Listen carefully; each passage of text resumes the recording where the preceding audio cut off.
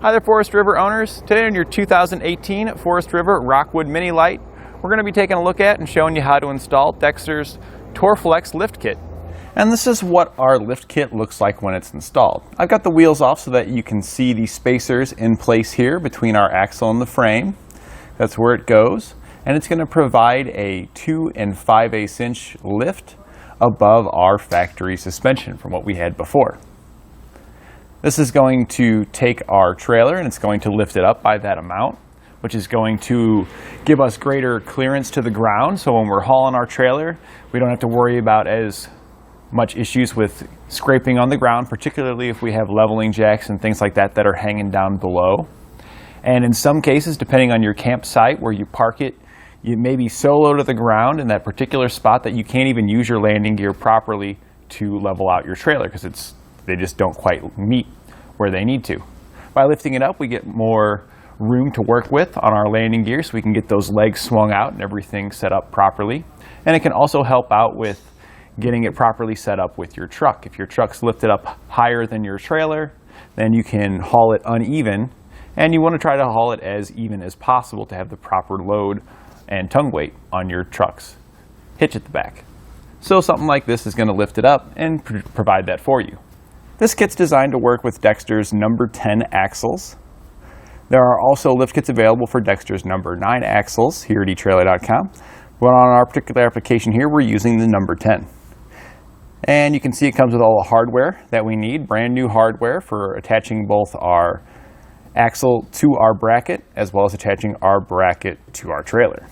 One thing you'll want to keep in mind when performing this installation is that you are increasing the distance between your axle and your trailer here by about this much, and depending on your brakes that you have installed, whether they are electric or hydraulic, you may need to extend the wires or the hydraulic lines in order for this system to work properly with your trailer. On the one that we installed today, we did have to add a few inches to the wiring in order to lower it down and be able to have proper travel of our suspension without damaging the wires that go to our electric brakes. And when it comes to the installation, it's considerably easier than many other style of lift kits for different style of suspension. With this style here, with the torque lift axles, it's as simple as lifting your trailer up to where it hangs off the ground. You want to give yourself a considerable gap between the ground and your tires when you got it up to ensure that once you get your kit installed, you can get your wheels back on if you did take those off. I would recommend at least 4 inches between that when lifting it up. But once you got it lifted up, it's as simple as placing your jack underneath, lowering down one side, installing the spacer, and then moving on to the next one. I'd recommend finishing up this axle, doing the other side, and then moving on to your next one. Now that we've covered some of the features of our lift kit here, why don't you follow along with me and we'll show you how to get it installed. We'll begin our installation by taking our trailer and we need to lift it up off the ground. We need at least 4 inches of distance between the ground and the bottom of our tire once we have it lifted up. So that way when we put our spacers in, we can still have enough room for our tires to not be touching the ground so we can get everything back together. We've got ours on a lift here, lifting it up, but if you're doing this at home, you could easily do this with jack stands and a jack. Just want to take your time and be careful and lift it up. If you have an assistant, it's best to have somebody help you so you can lift it up evenly, doing the front, back, side to side at a time, just taking your time and going around evenly. Once you've got it fully supported, I did take the wheels off so you could better see, but the wheels don't necessarily have to come off. You can get a little bit more room to work, but we can get everything we need to as it's back here a little bit further in. So we're going to go ahead and roll under now and show you where those bolts are. So now that we're underneath, here's our axle here. You can see the 2 bolts that attach the axle to the frame of the trailer. Our spacer is going to be attaching to this similar location right here. So we're going to need to take these loose so we can drop the axle down. But we don't want to drop it down just yet.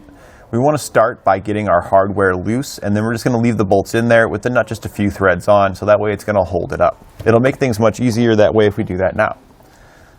For our particular trailer here, they're going to be a 15/16 size for both the nut and the bolt to get those off. So we're just going to start by cracking it loose. And if you've got power tools and stuff, a lot of times you can, once you get it cracked loose, you can use those. Or if you have a set of ratcheting tools, those also work very well. Now again, we don't want to take this all the way off. If your bolt starts to spin on the other side, just use your other wrench to hold it. And it's important that we don't take these all the way out yet, because we're going to need to support the axles by either a jack or jack stands before we lower it down, because it is quite heavy. So that's why we're just kind of doing our preparation, getting our hardware loose, just to make things a little bit easier when we're going to have to start moving our jack or jack stands around. So now that we've got it about right there, that's fine for now. We're going to go ahead and loosen up the one on the other side the same way, just to we're pretty close to the end there. And then we're going to loosen up all of the other bolts. So there's two just on the other side of our axle, just like this. And then since this is a tandem axle, we have another axle, so there's going to be two sets of bolts on each side of that axle as well. And the reason why we're waiting to take our time as well is due to the brakes that's on our trailer. If we look just over here, you can see our wires. They're already don't have a whole lot of slack in them. So that's why we're wanting to just kind of take our time with this, loosen these bolts up and assess the situation.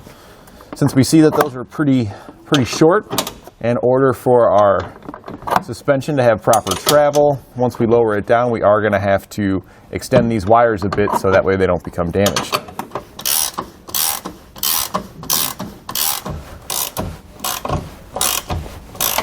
So now that we've got them loose all the way around, we're going to go ahead and get our jack in place underneath the axle here. Just kind of get it to where it just touches it for now, just so we got a little bit of support on it.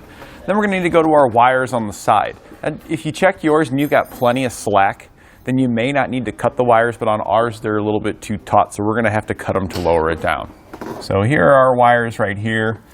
We're going to go ahead and cut it about right there in the middle, because we want to be able to strip on each side.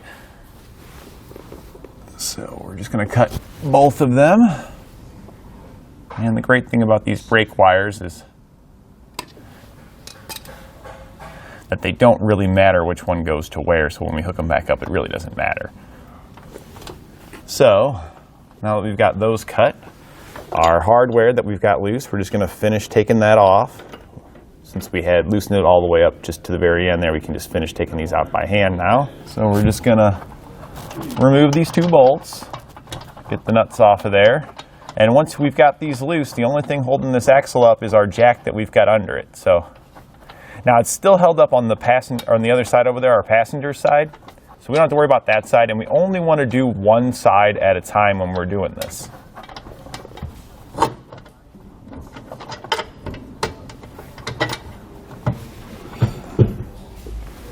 So we've got those out now. So now we're just going to slowly lower it down. And we just need enough space for our component to fit. So that should be pretty good right there. We're just going to do a little dry test fit here. So here is our new component. And it's going to sit like this with the opening towards the outside. If we see the holes here at the bottom of our bracket, it lines up with the holes in our axle. So that's how it's going to attach to the axle.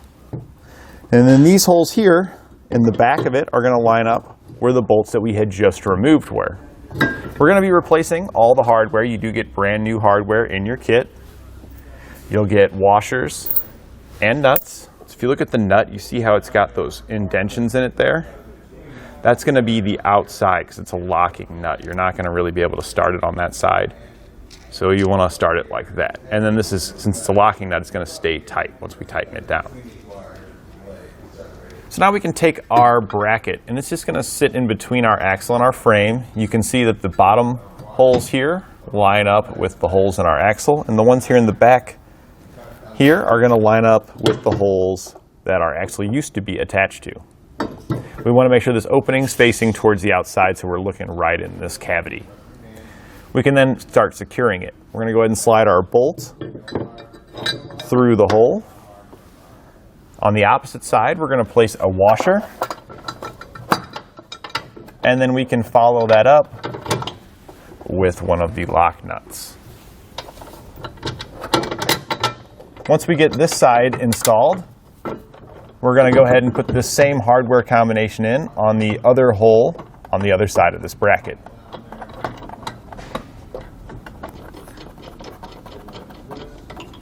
So now they're loosely installed, we want this bracket to be up against the bottom of our beam here. So we're just going to use our jack to lift it up.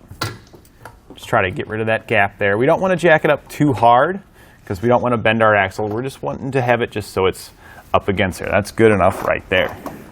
So now that we've got it there, we can go ahead and tighten these down because it's going to be harder to tighten this hardware down once we put the hardware in down here. It's going to interfere with getting any socket or wrench on this bolt. So it's just best that we do it now. We can now go back and tighten up our hardware.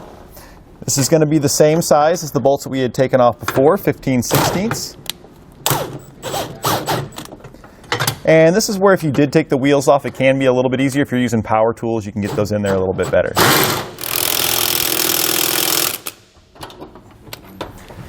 And I recommend torquing these bolts now, just because, again, it's going to be hard to get any tool on this once we put the other bolt and washer and stuff in here.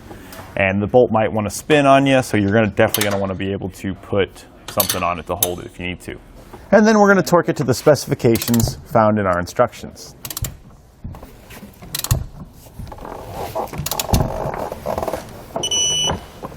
So now we're going to get our lower bolts in, so we're going to just lower our axle down just a little bit. And that's just going to give us a little bit of movement and some slack so we can get everything lined up. With our bottom bolts, we want to put a washer on both sides of our bolt. So we're going to have one on our bolt like that. We're going to drop it in there, move our axle over till it lines up, drop it through to the other side. On the bottom then, we're going to place another washer and one of the lock nuts. And now that we got this one started, we can go ahead and do the same thing on the other side over here. It's just going to drop down through, and once again, washer and lock nut on the bottom.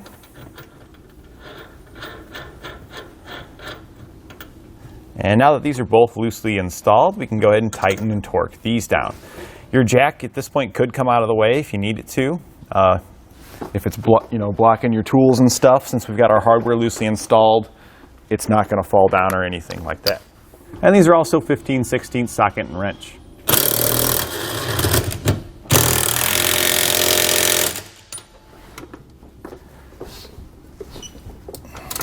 And now we're just going to reconnect these. Now it depends on the wires you got here. Since we've got so many wires on this one side, normally I just cut all this mess off and crimp it back together. But there's so many wires here, our regular butt connectors aren't going to do that. So we're just going to extend it from this point here. So we're going to strip back each end of the wires that we had cut. Just going to twist these, and we are going to be using heat shrink butt connectors. You can get those here at etrailer.com. We've chosen the heat shrink because this is outside our vehicle. It's going to be exposed to the elements. And when we shrink it down, it seals up our connections here, ensuring a long-lasting, corrosion-free connection. Slide it on, crimp it onto one side, and the issue is you can already see here it would not have been long enough, so we're going to need some additional wire. We don't need a whole lot, as you can see. So we're just going to get an idea of how much wire we're going to need. We didn't need to extend it much. We only moved it down a few inches, so a few inches is all we really need.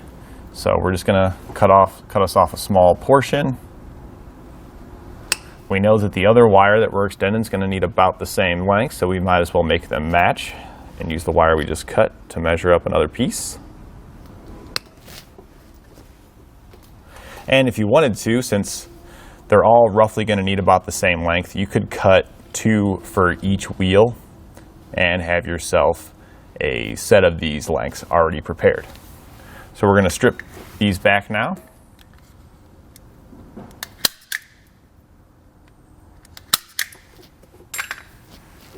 We're going to slide it into our butt connector,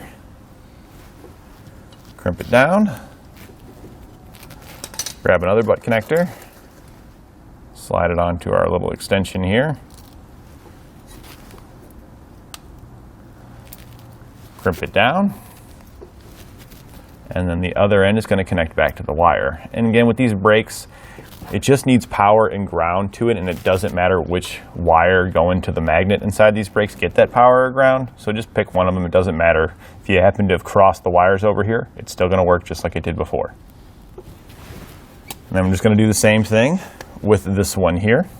You see I put the butt connectors on this one. If you wanted to do the preparation, you could and have them all cut with butt connectors crimped on each end. That way when you go to the next wheel, you've already got your extensions prepped.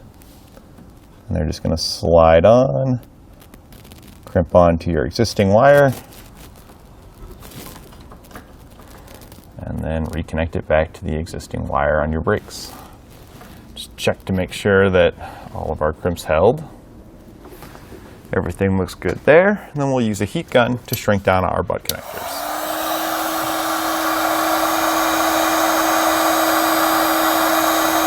Now that we've got everything tightened and torqued on this side and all of our wires reconnected, this side here is complete. So we're going to go over to the other side of our axle. We're going to perform the exact same procedures on that side to get our bracket installed, and then we're going to move on to the axle behind it, and again just repeat those same procedures. Now that we've got all of them installed all the way around, at this point we can just reinstall our wheels if we had removed them, and then we can get our trailer back on the ground, hook it back up, and hit the road. And that completes our installation of Dexter's Torflex lift kit on our 2018 Forest River Rockwood Mini Lite.